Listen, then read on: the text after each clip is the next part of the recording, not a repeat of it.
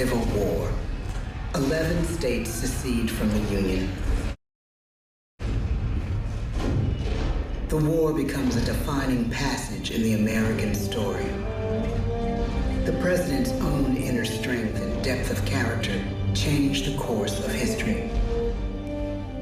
Lincoln had come up the hard way on the American frontier, desperately poor, with less than a year of formal schooling. His early years were scarred by tragedy, the death of his mother, his sister, his first love. He struggles with depression, but never loses his determination to rise above it. He once said he's driven by a desire to leave the world a little better place for having lived in it. The war rages. Lincoln fights to preserve the Union and end slavery.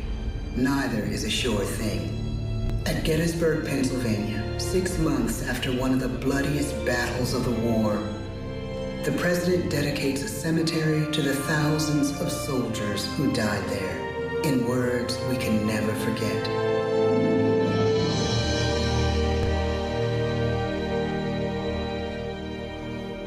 "Fourscore-and-7 years ago, our fathers brought forth on this continent a new nation, conceived in liberty and dedicated to the proposition that all men are created equal. Now we are engaged in a great civil war, testing whether that nation or any nation, so conceived and so dedicated, can long endure. We are met on a great battlefield of that war. We have come to dedicate a portion of that field as a final resting place for those who here gave their lives that that nation might live. It is altogether fitting and proper that we should do this.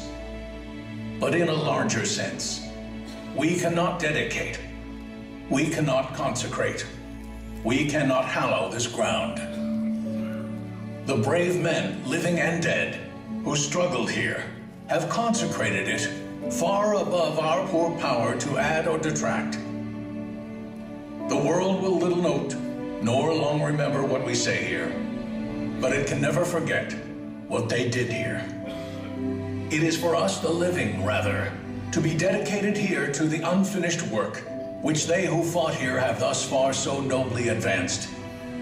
It is rather for us to be here dedicated to the great task remaining before us, that from these honored dead we take increased devotion to that cause for which they gave the last full measure of devotion. That we here highly resolve that these dead shall not have died in vain, that this nation, under God, shall have a new birth of freedom, and the government of the people, by the people, for the people, shall not perish from the earth. The blood of over 500,000 Americans is spilled in this Civil War. President Lincoln's enduring hope is to give true meaning to the sacrifices of so many, to lead us to that new birth of freedom. With the end of the war and the end of slavery, a new birth truly begins.